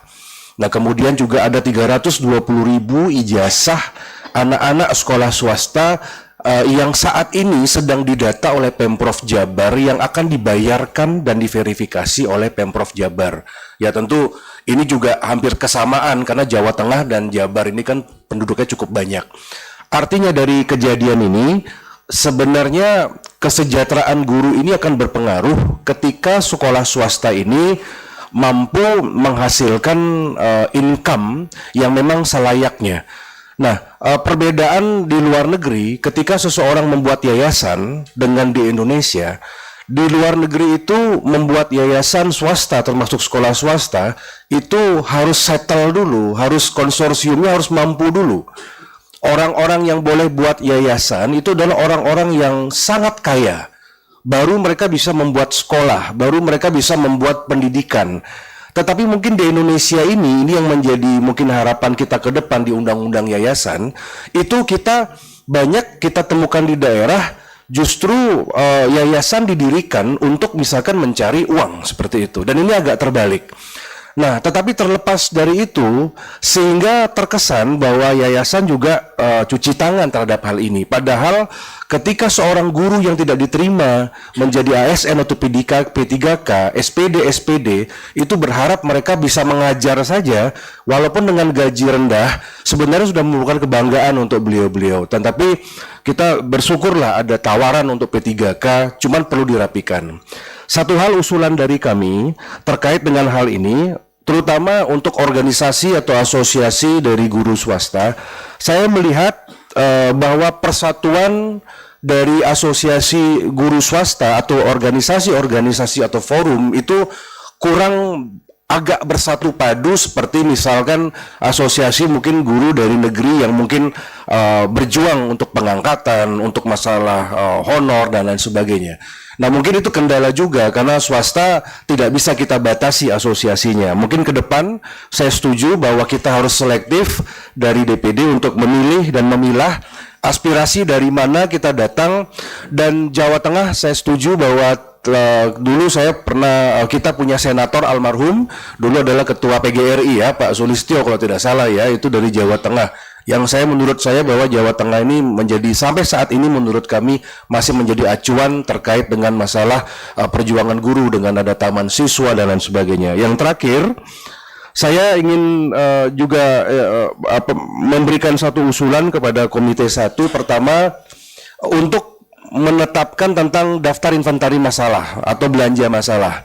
Jadi belanja masalah ini yang pertama ada hubungannya dengan perjuangan P3K misalkan. Itu misalkan dengan PAN, RB maupun Kemendagri dengan status dan lain sebagainya di hubungan pemerintah pusat dan daerah.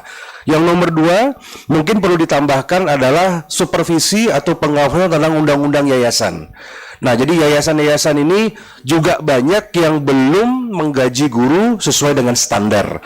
Nah, ini juga penting. Jadi jangan cuma gurunya saja yang didengar aspirasinya, cuman mungkin penyelenggara pendidikan juga penting juga untuk didengarkan. Jangan sampai nanti ada sekolah SPP-nya sangat tinggi sekali, SPP-nya mungkin menggunakan standar internasional, tapi mungkin gaji gurunya mungkin standar UMR seperti itu. Jadi sebenarnya akarnya juga ada di tingkatan yayasan yang mungkin agak tega menggaji atau memberikan kesejahteraan yang minimal kepada para guru. Jadi kita harus mengundang mungkin ke depan di lain waktu, mungkin dari beberapa sekolah-sekolah yang bonafit sekolah kelas A, B, C mungkin yang bisa kita undang untuk bisa mendengar sebenarnya seperti apa perhatian sekolah swasta yayasan ini kepada para gurunya. Dan mudah-mudahan Bapak Ibu guru yang kami muliakan, dengan ada kebijakan dari kementerian yang sebentar lagi kita akan lihat bahwa zonasi akan dibubarkan. Mari kita dari DPD fokus bahwa sekolah-sekolah negeri di seluruh Indonesia setialah pada Dapodik. Kalau memang satu kelas harus sekolah negeri, kalau memang di sekolah negeri satu kelas harus diterima 36 orang misalkan, 40 orang, cukup konsisten saja, maka sekolah swasta akan hidup. Permasalahannya adalah sampai mereka mengambil rombel yang banyak, mereka satu kelas bisa sampai 50 sampai 55 orang, sehingga banyak orang-orang yang sudah masuk ke swasta, sudah membayar DP, tetapi dengan kebijakan dan intervensi mungkin dari oknum anggota DPRD di daerah atau pemerintah di dinas, akhirnya mereka mundur dari swasta. Jadi ini sinyal bagus dari Menteri bahwa zonasi akan dihapuskan, dan mudah-mudahan dengan ada zonasi ini dikembalikan, ujian nasional dikembalikan, swasta akan mendapatkan siswa yang berlimpah sehingga kesejahteraan dari sekolah swasta akan meningkat. Seperti itu harapan dari kami. Saya rasa demikian pimpinan. Matur suksma, terima kasih. Wassalamualaikum warahmatullahi wabarakatuh. Rahayu, rahayu, rahayu. Terima kasih. Baik, terima kasih. Saya kira para senator sudah menyampaikan. Pak Karel akan menyampaikan? Cukup. Saya masih. Saya persilakan Pak Senator Bisi.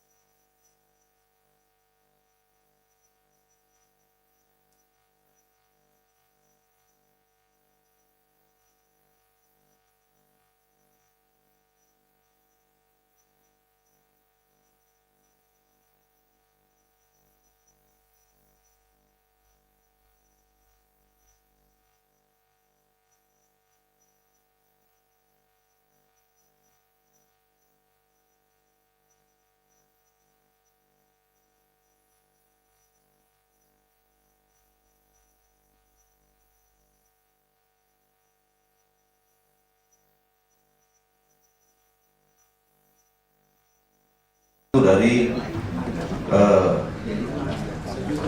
ratusan kasus ya yang terjadi di Indonesia, dan saya rasa ini adalah uji petik kasus. Untuk itu rapat ini kemudian harus merekomendasikan bahwa kita harus memastikan bahwa konsistensi negara ya dalam hal ini Menpan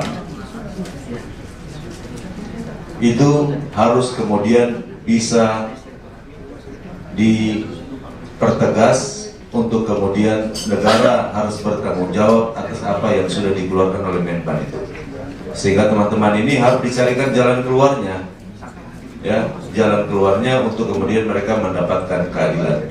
Mungkin itu saja pimpinan. Terima kasih. Wassalamualaikum warahmatullahi wabarakatuh. Waalaikumsalam warahmatullahi wabarakatuh. Bapak Ibu, saya kira tanggapan sudah disampaikan, termasuk tadi yang oleh Pak Arya. Saya juga perlu sampaikan ke teman-teman FGPS bahwa ada komite 1, 2, 3, dan 4. Komite 1 soalnya fokus kita terkait dengan P3K kemarin, dan kalian kebetulan masuk di dalam pelamar P3K yang dijamin, sehingga mengapa kita menerima atau katakanlah mendapat disposisi ya dari ketua ini ke kita. Ini saya kira perlu kita pahami terkait dengan nanti masalah selebihnya ini banyak dengan komite 3 itu saya kira harus kita pahami, termasuk yayasan dan sebagainya. Bahkan saya juga perlu sampaikan karena ini ada berbentuk usulan ini dari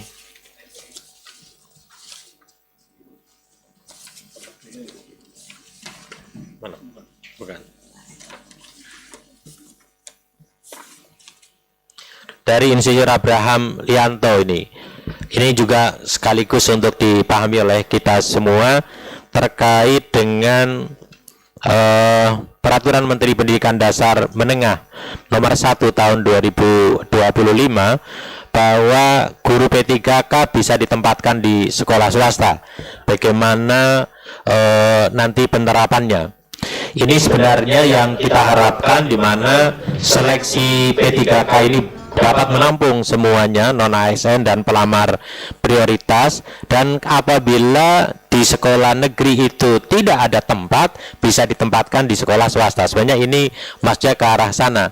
Namun faktanya jangankan sampai ke situ, Pak, ini mereka-mereka yang prioritasnya sudah langsung tidak masuk dalam kategori lulus atau bahkan paruh waktu.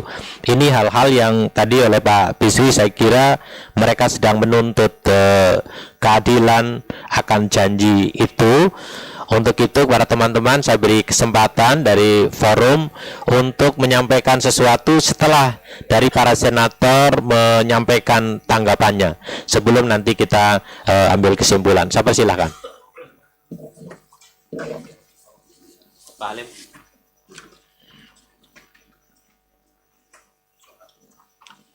Tolong yang 3 ini nanti mereka. Nun sewu, terima kasih. Yang kedua kalinya, Assalamualaikum warahmatullahi wabarakatuh. Sebelum kami menanggapi para Bapak Ibu Senator yang terkait dengan masukan-masukannya, perlu saya sampaikan bahwa yang pertama, kami adalah memang diberi kesempatan untuk mengikuti seleksi P3K tahun 2021.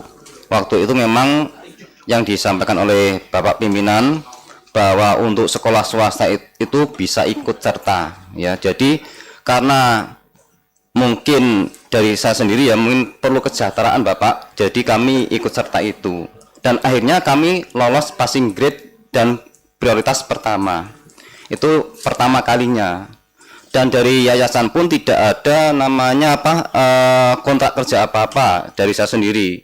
Cuma kami ingin merubah nasib Bapak. Jadi ingin dianggap sebagai ASN seperti itu. Makanya kami ikut dan lolos. Terkait dengan kontrak kerja dari sekolah-sekolah swasta, yayasan swasta itu memang pada awalnya tidak ada Bapak. Tahun 2021 kita diikut sertakan semua.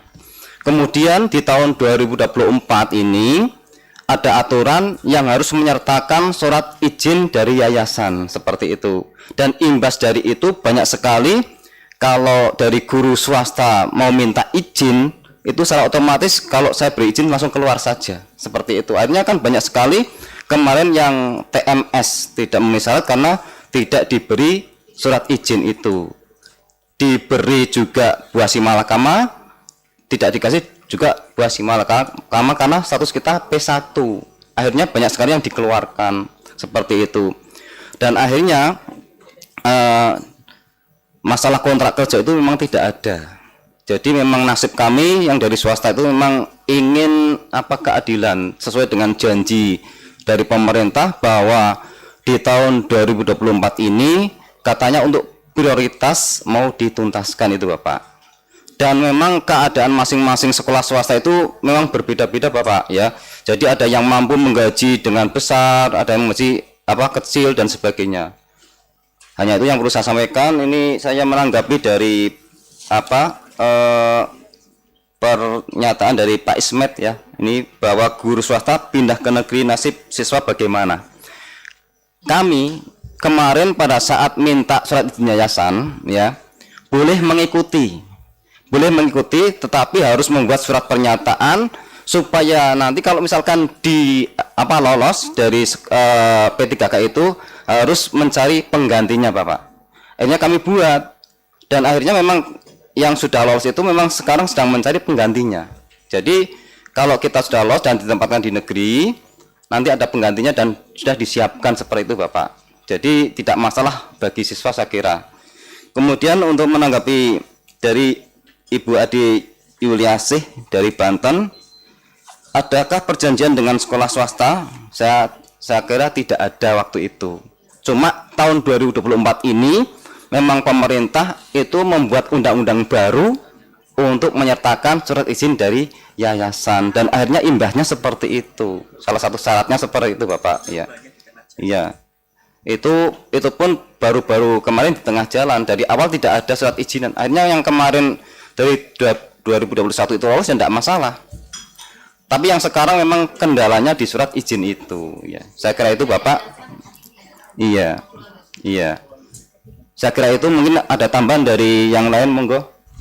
Ya, jadi ini mungkin teman-teman untuk membuktikan bahwa pertemuan kita dengan Menpan dipenuhi sebenarnya.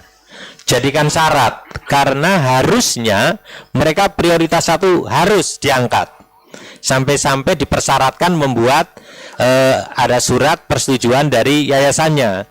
Tapi sebenarnya problemnya daerah tidak mampu untuk membayar, akhirnya tidak diberi formasi, kan tidak lulus. Lah sekarang gesekan lagi ini masalah aturan ya.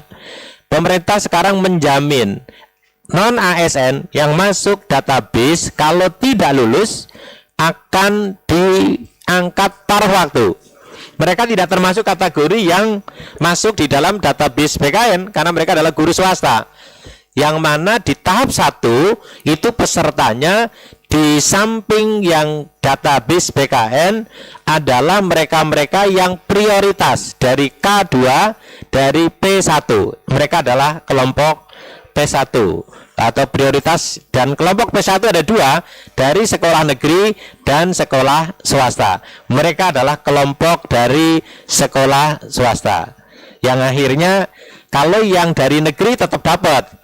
Kalau dia tidak masuk di L atau lulus, mereka akan paruh waktu. Ini enggak dapat dua-duanya. Ini problem yang saya kira Pak Berat kita harus carikan jalan keluar ini. Saya kira itu. Pak Pendeta, moga. Ya, izin sebelum diteruskan lagi ya, Bapak Ibu ya.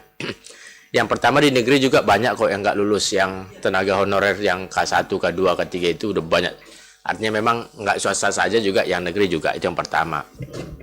Yang kedua, ini kan jadi melebar ini sebenarnya. Ini kalau nggak ada kontrak kerja dengan yayasan, itu outsourcing Pak. Dunia pendidikan kan apakah bagian dari outsourcing itu apa tidak? Ini harus dicermati lagi gitu ya.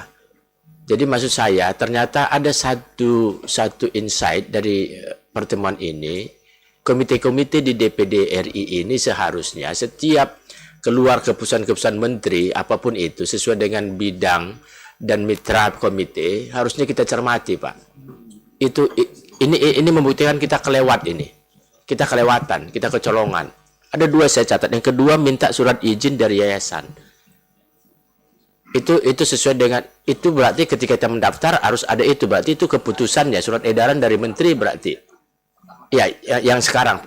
Nah, berarti itu surat edaran resmi dan kita kecolongan lagi. Gini, ini harus dipertanyakan motifnya ini apa dengan meminta surat izin.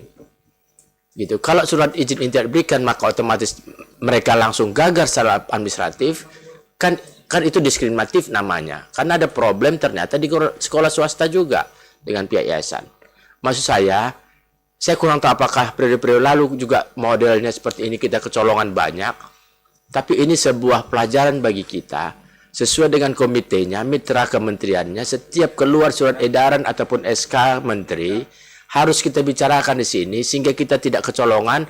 Dan ketika kita kecolongan, masyarakat ya jadi korban. Pan itu tanggung jawab kita gitu. Kecolongan kita, dia langsung beredar, berlaku di tengah masyarakat. Nah, ketika masyarakat jadi korban, kita seolah-olah nggak merasa bertanggung jawab. Pan itu harusnya menjadi tanggung jawab kita secara moral dan politik kita ada di sini.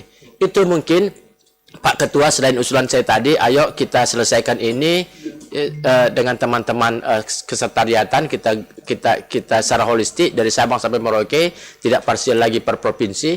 Dan yang terakhir, kalau resume pertemuan ini kami dibagi lah ya.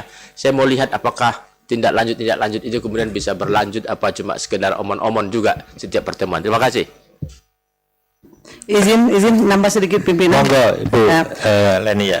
Tadi sudah saya sampaikan Pak adalah masalah ikut tes P3K ini salah satu tadi masalah akibat dari pilkada Pak. Nah inilah yang sebenarnya Pak, izin dari tempat dia bekerja awal. Nah pada saat pilkada kemarin itu memang banyak Pak yang tidak diberikan surat izin karena itu kan syarat ya Pak ya. Nah itu banyak juga tidak dapat surat izin karena adanya intimidasi daripada akibat daripada pilkada gitu Pak. Pada saat orang tersebut tidak mendukung yang incumbent, nah itu dipersulit surat izin. Sementara itu adalah salah satu syarat untuk tes P3K. Karena ini saya mengalami Pak, banyak sekali yang datang Pak. Menyampaikan bahwa itu dipersulit dengan segala macam alasan. Terima kasih Pak. Monggo Ibu. Terima kasih pimpinan. Kalau saya lihat urutannya tadi, ada beberapa kebijakan menteri sebelumnya yang berubah lagi dengan kebijakan menteri yang baru. Gitu ya Bapak Ibu ya. Artinya di Indonesia ini nggak heran, setiap kali ganti presiden pasti kebijakannya kan ganti. Seharusnya menteri yang diangkat yang baru-baru ini bukan menterinya lagi, itu harusnya koordinasi dengan menteri sebelumnya ya. Apa yang dilakukan, ya masih ada PR apa yang harus diteruskan kan gitu kan. Ini kan nggak begitu lepas saja sehingga akhirnya kebijakan yang baru bertentangan dengan kebijakan menteri yang sebelumnya. Nah ini juga Pak Pimpinan, artinya kita nanti kalau rapat terkait tata kelola pegawai ini, pemerintahan ini, ASN ini kan ada 3 menteri. Dari awal saya udah bilang pada saat ada Pak Kemenpan RB, BKN dan juga Mendagri ya. Nah ini 3 menteri ini harus dilihat aturan yang sebelumnya seperti apa dan aturan menteri yang baru apa. Jangan nanti sebelum dipublish harusnya mereka tuh koordinasi dulu lah, terutama yang menyangkut dengan kemampuan keuangan daerah. Mereka pencitraan, membuat regulasi yang seolah-olah pro rakyat, padahal membebani juga kan. Dan tidak salah, Bapak Ibu sekalian, ya wajar lah. Namanya orang kan merubah nasib itu kan hak ya. Semua orang punya hak. Dan itu nggak salah juga. Dan beliau juga punya harapan ingin menjadi P3K. Tapi yang salah-salah memberikan harapan, memberikan regulasi, cuma harapan kosong kan artinya. Sementara Bapak Ibu di tempat swasta juga sudah keluar ya kan, walaupun diterima lagi pun kayaknya kan suasananya pasti sudah tidak nyaman dan tidak enak ya. Nah seperti itu. Nah ini mungkin kalau kita rapat itu baiknya nanti membahas tentang kalau kita kan lebih ke arah penerimaannya ya Pak ya, bukan ke Kementerian Pendidikannya ya, BKN, Mendagri dan Kemenpan RB. Ini harus dibahas juga regulasi-regulasi mereka sebelumnya. Jangan berbicara saat ini dia menjabat gitu loh. Kadang yang menjabat saat ini pencitraan untuk dirinya, sementara ada regulasi yang menteri sebelumnya yang harus juga dilaksanakan. Harusnya kalau programnya baik diteruskan. Kalau programnya yang perlu diperbaiki harusnya diperbaiki oleh menteri yang sekarang. Ini kan enggak, masing-masing menteri ego sektoral masing-masing. Mungkin itu saja pimpinan. Terima kasih. Assalamualaikum warahmatullahi wabarakatuh. Terakhir. Arus Polpaismen nggak boleh ditolak. Ya, terima kasih. Jadi langsung saja, bapak-bapak ini kan, bapak dan ibu korban dari kebijakan yang keliru, ya kan? Nah, itu kan korban. Kita jangan berikan PHP pada mereka dong. Nah, sekarang persoalannya, apakah peristiwa ini terjadi di semua provinsi? Betul nggak? Saya mau tanya pada tamu-tamu kita nih. Di semua provinsi. Ya kalau begitu kita siapkan saja surat ke presiden. Apa susahnya? Masa mereka mesti demo di istana? Iya kan? Supaya Bapak Presiden mengetahui ada kebijakan pembantunya yang keliru. Betul nggak? Ya udah, kita tulis surat, kan boleh DPD tulis surat ke Presiden. Bahwa ada korban. Ya, ada rakyat kita yang menjadi korban. Bukan saja di Jawa Tengah, tapi di provinsi lain. Dan bisa dihitung kira-kira berapa jumlahnya. Di Jawa Tengah saja berapa tuh? 1.200. Bayangkan di semua provinsi berapa itu? Kan itu warga negara Indonesia. Kepada siapa kita sampaikan hal ini? Bahwa perlu pemerintah Indonesia, kepala negara, membenahi aparatnya. Nah, baru betul DPD di situ. Baru pas peranan DPD. Kalau tidak, mereka terpaksa demo ke istana. Nah, jadi tolong kita konkret saja Pak Ketua. Ya, konkret saja kita siapkan surat kepada Presiden dari DPD RI. Itu saja Pak. Terima kasih.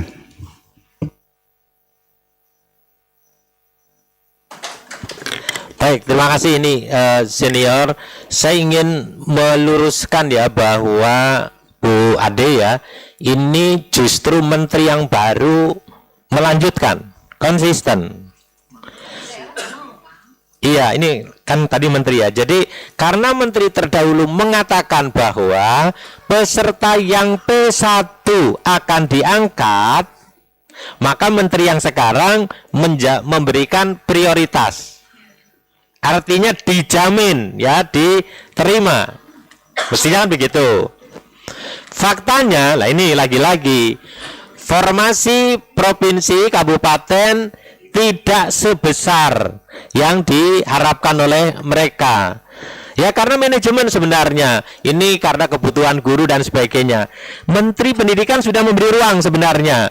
Kalau kelebihan nanti ditempatkan di sekolah swasta. Tapi lagi-lagi kan daerah tetap tidak mau. Problem yang terakhir yang kasihan mereka begini. Sudah dijamin harus diterima. Ya, bukan lagi diterima, bahkan ada plan B yang non ASN yang tidak lulus itu tetap diluluskan ya kan gitu ya, tapi masuk ke paruh waktu, mereka pun tidak masuk, begitu ya kurang lebihnya. Mereka sekarang loh gimana saya itu nasibnya. Ini yang perlu kita pahami. Sampai-sampai Pak Pendeta Pendat, mereka kemarin diminta untuk membuat minta persetujuan dari yayasannya karena akan diterima. Itu kan pasti diterima kalau orang prioritas. Tapi lagi-lagi sekarang masalah formasi tidak ada. Jadi inilah masalah kita, miss ya antara kementerian dengan daerah.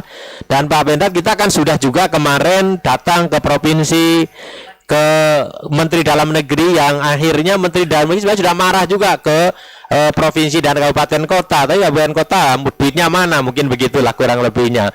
Ini yang saya kira nanti Pak Pendat kita sudah menyiapkan. Sebenarnya dulu kita sudah membuat timja ini, tetapi teman-teman anggota ada yang belum mengisi semuanya. Mudah-mudahan seperti saran Pak Pendat ini nanti kita kawal betul. Nasib saya kira tidak terlalu besar sekali di Jawa Tengah, yang banyak hanya guru SMA, SMK, bukan guru SD, guru SMP. Karena mohon maaf, saya dalam tidak apa-apa saya sampaikan bahwa rata-rata kalau untuk SD, SMP sekarang sudah habis, apalagi yang prioritas. Ya, yang non prioritasnya sudah masuk. Tapi di SMA, SMA karena waktu itu guru SMK, SMA swasta banyak yang mendaftar dan mereka pintar-pintar, ini nampaknya, maka akhirnya mereka masuk prioritas. Sayang janjinya belum dipenuhi sampai sekarang. Tapi sekali lagi nanti ini menjadi catatan kita penting dan kita harus perjuangkan apa yang disampaikan oleh Senator Pak Ismet ini. Saya kira harus lebih galak lagi kita untuk memastikan itu.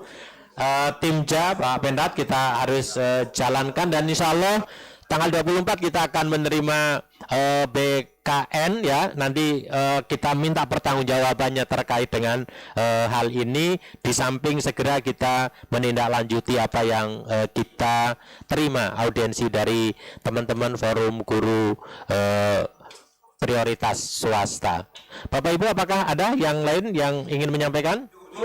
Cukup ya. Sedikit lagi, Karena- Pak. Mau mengingatkan. Masih ya, Pak. Mengingatkan kita maksudnya begini. Di Undang-Undang Otonomi Daerah itu fiskal, pendidikan, agama, pertahanan keamanan itu pusat. Sekarang kan dengan berbagai bentuknya diberikan ke daerah. Daerah bilang, lo kami nggak punya uang dong APBD untuk tanggung gaji guru-guru kalau terima semua. Maksud saya begini, daripada semuanya gimmick itu, seperti saya katakan tadi, itu sebuah kebijakan yang pemangkasan yang saya tahu betul. Kalau dibandingkan 2024 ada yang naik loh, gitu ya, di bidang-bidang tertentu. Ya, ini Undang-Undang Otonomi Daerah ini harus dikembalikan lagi pembagian pusat dan daerah. 4 ini termasuk pendidikan. Ini kan enggak. Pendidikan dikasih ke daerah lagi yang biayain. Gitu. Jadi enggak benar gitu. Kita harus ingatkan pemerintah, 4 bidang fiskal, pendidikan, keagamaan, pertahanan, keamanan itu ditanggung oleh pusat, enggak oleh daerah. Jadi saya pikir ini juga harus diingatkan lagi nih, Pak Ketua. Terima kasih, Pak Pimpinan. Baik, terima kasih. Cukup dari teman-teman Forum Guru? Masih? Pendek ya, tinggal kita kena waktu. Nggih, sekedap Pak. Terakhir Pak, nggih. Saya terima kasih kepada Dewan Perwakilan Daerah yang telah menerima dari kami. Saya sangat terharu sekali karena ada saring-saring ada dukungan yang penuh dari DPD, dan saya mohon dengan sangat untuk bantuan dari DPD untuk mensukseskan kami, Pak. Tolong kami bantu, Pak, biar guru-guru yang sudah diberhentikan itu ya biar dapat pekerjaan, Pak. Biar lolos P3K, Pak. Dan saya mohonkan supaya ini dari DPD mengawal kami seperti yang tadi disampaikan, supaya menyurati Bapak Presiden, Pak, biar kami tuntas di tahun 2025 ini, Pak. Terima kasih. Assalamualaikum warahmatullahi wabarakatuh. Baiklah, saya kira cukup.